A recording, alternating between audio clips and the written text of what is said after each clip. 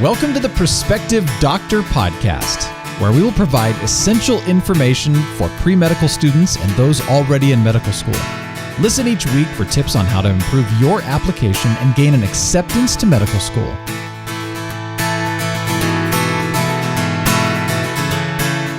Season's greetings, everyone. Thanks for joining me. This is Dr. Ziggy Yoediono from Med School Coach. Because it's medical school interview season, I wanted to give you all my perspective on how to ace traditional medical school interviews. This is based on my experience of having done admissions interviews for Duke School of Medicine and the University of Rochester School of Medicine and Dentistry, as well as for one of Harvard's psychiatry residency programs. Because I saw the same fundamental problems repeatedly when I interviewed applicants, I framed my advice as the 4 Ps for acing traditional medical school interviews. The first P is point, in that many applicants don't take the time to understand the real point of an interview question and often end up answering it incorrectly. For every question you're asked, it's good to ask yourself, what are they trying to learn about me through this question? In general, the point of a question is to help the interviewer understand what makes you uniquely qualified and why their school best fits you. Misinterpretation is often seen with this very popular medical school interview question. Why do you want to attend our school? Applicants usually misinterpret this question to mean, what makes our school great? And therefore, they end up focusing on the school's various strengths instead of their own. When I was a Yale College alumnus interviewer, I dreaded asking applicants why they wanted to attend Yale, because I almost always got variations of the same response. I want to attend Yale because it has a great reputation, strong academics, and I like its unique residential college system. The problem with focusing on a school's strengths is that you're basically doing an infomercial about the school instead of one about yourself, which also means that you are conveying to the interviewer that you didn't take the time to research and figure out why their school is the perfect fit for you. If applicants took the time to ask themselves, what are they trying to learn about me through this question, they would understand that one of the main points of the why do you want to attend our school question is, how will our school help you advance or achieve your goals? And as a result, their answer would be different. Yes, they would mention some great things about the school, but they would be within the context of how these strengths would help them advance or achieve their goals. For example, let's say you're interested in medicine because you're passionate about women's health and more specifically, breast cancer prevention research, which you've been doing throughout college. And let's say that one of the medical schools you're interviewing at is Duke. So you do in-depth research about Duke beforehand and learn about Duke's Clinical and Translational Science Institute, which you're very excited about because it's considered cutting edge, since it focuses on accelerating scientific discoveries into health benefits for the public. Therefore, in your response about why you want to attend Duke, rather than just discussing how unique and amazing the institute is, discuss specifically how this institute would help you advance your breast cancer prevention research. The second P is proof, in that most applicants tend to make too many general declarations about themselves while not providing enough proof. And this problem is most commonly seen with another popular medical school interview question: what are your greatest strengths? In general, applicants tend to respond along the lines of, I consider myself a leader because I am VP of the Social Impact Club. My responsibilities include X, Y, and Z. One project I spearheaded was distributing winter clothes to people in need. It was an amazing experience.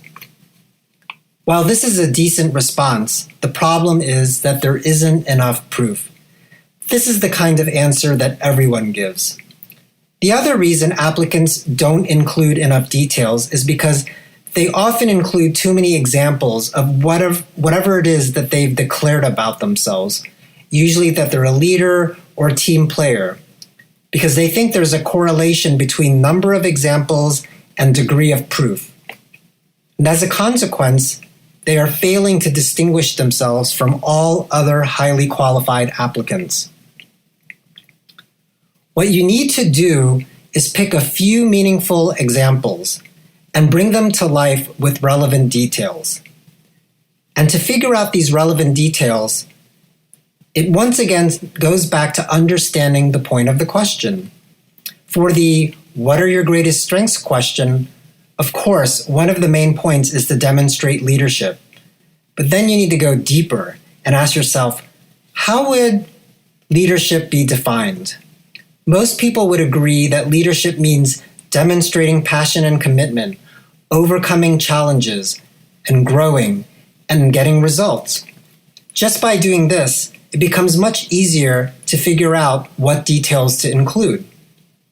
So for that student who is VP of his social impact club, a stronger response would be, I consider myself a leader because I am the VP of the social impact club, which I've been involved with since freshman year.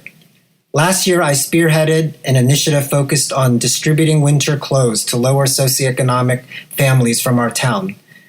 Initially, we tried to get donations from our classmates, but we were unable to get many. Therefore, we re-strategized our approach and focused on local apparel businesses. As a result, we were able to get enough clothes to help 10 families. While this response still has room for improvement, it's a much stronger start. By now, you may be thinking to yourself, there's no way I can evaluate the point of a question and then come up with such a comprehensive, evidence-based response on the spur of the moment. The good news is you don't have to if you do the third P, which is prepare. As Benjamin Franklin once said, by failing to prepare, you are preparing to fail. So before every medical school interview, prepare by doing the following. First, research the medical school in depth. By that, I don't mean just skim a few sections of the medical school's website. Read, analyze, and understand everything possible on the website and even beyond about the medical school. Doing so not only enables you to answer questions in more detail, but also enables you to ask more detailed questions. Second, anticipate the most commonly asked medical school interview questions and make sure you understand the point of them. At a minimum, you should prepare for questions such as, tell me about yourself. Why do you want to be a doctor? Why do you want to attend our school? What are your greatest strengths? And what questions do you have for me? You can't anticipate all of them, and if you're asked one where you need time to think, there's nothing wrong with saying, I just need a moment to think about it. Third, for each question, brainstorm, write down, revise, and finalize detailed responses. And later on, be able to access your finalized responses so you can review them right before the actual interview.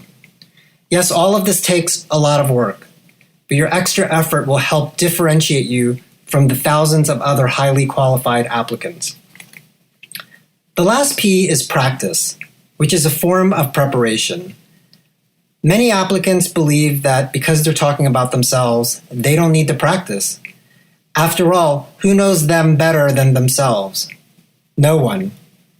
However, there's a big difference between knowing about yourself and being able to skillfully talk about yourself. It's important to do mock interviews with someone who can give you feedback in terms of content, organization, and behavior. For instance, did you actually answer the question? And if so, was it concise or did you ramble? Did you say too much? Did you have good eye contact? Was your handshake strong enough? It's hard to know this if you're doing it by yourself. So these are my 4 Ps for acing traditional medical school interviews. I hope they are of help to you as you prepare for your medical school interviews. And for those of you wanting expertise preparation for both traditional and MMI interviews, please consider us at Med School Coach. Our advisors are physicians who have conducted interviews for medical schools, which means you get an insider's insight on what to expect and how to prepare. We are at www.medschoolcoach.com. Best of luck on your medical school interviews and happy holidays. Our mission is to inspire, encourage, and inform students as you journey through a rigorous and intricate process of achieving your dreams in medicine. Visit us at perspectivedoctor.com for more essential resources in your medical school journey.